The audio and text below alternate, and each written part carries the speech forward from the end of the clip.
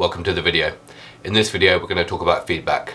Not just the good feedback, but the bad feedback too.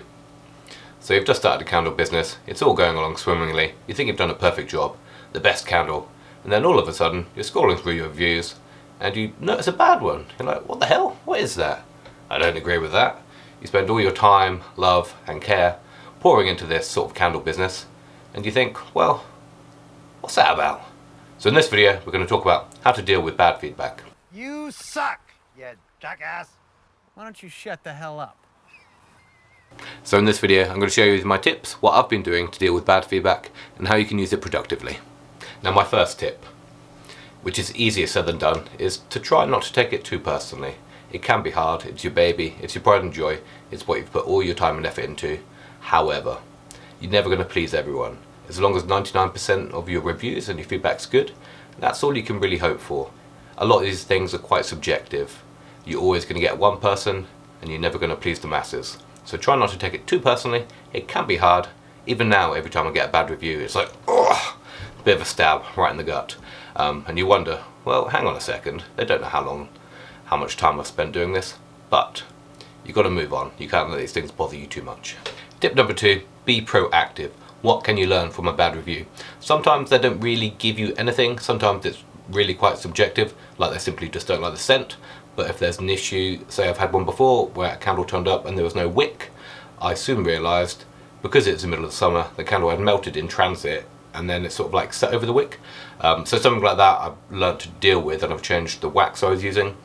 Then I was using just sort of more of a pure coconut wax, which obviously has a lower melting point, and a lot of them melted during the summer. So if you can work out what you can do with a bad review, do something proactively. Maybe you need to go back to testing, maybe the wicks are too big, maybe the different type of wax, maybe the scent throw isn't as strong as you think. So sometimes when I get a bad review, I go through a bit of a testing phase just to make sure the products are as good as I think they are and as good as I want them to be for my customers. Number 3. What I like to do is when I get a bad review, if I have the opportunity to reach out to them and either give them a replacement, a free sample, or just have a little chat with them and work out what was wrong with the product. Customer service like that really means the world to a lot of people. And sometimes, like me, I'm selling on Amazon, they don't realise there's a small handmade seller behind it. They just think it's big, conglomerate Amazon. So when you can reach out and you do have the opportunity, and like I said, have a little chat with them, you can send them some free products, you can sort of smooth it over, and that could turn a sort of bad customer that may never buy from you again into a customer that thinks you care about them and is willing to buy more things from you. So try and reach out, try and send a nice email, try and smooth it over, work out what you can do. Imagine if you were the customer and something went wrong with the product you bought, you'd like the company to deal with it in a nice way, because you know, people have spent the hard money on it, so you want to provide good customer service. For example, last year I had one customer leave a review saying the formula has changed and the candle smelled totally different, and she was right. I had changed a rhubarb scent to a slightly cheaper rhubarb scent, and then the customer noticed the difference. So I sort of reached out to her and said, yeah, really sorry, I have changed the scent, I'm going to go back to the other one because I don't like this one as much. Here's a couple of free candles, including the one that you wanted originally. And then after that, she did like a big shout out on her Instagram page. I gained a few followers, and hopefully I've got a recurring customer for life. Whereas I could have just ignored it and gone, well, what the hell does she know?